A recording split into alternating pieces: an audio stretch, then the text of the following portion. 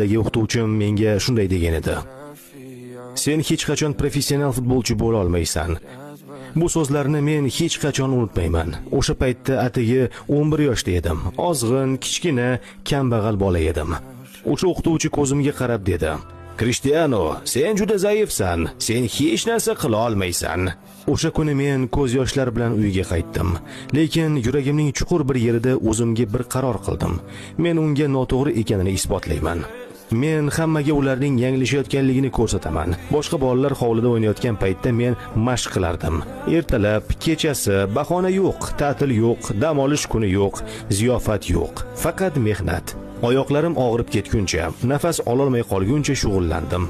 Har bir yugurishim, har bir gollarim, har bir ko'tarilgan kubogim o'sha so'zlarga berilgan javobim edi. O'sha kuni men bitta haqiqatni angladim.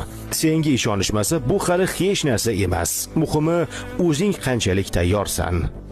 Videoni motivatsiyaga muhtoj yaqiningizga yuboring, like bosing va obuna bo'ling.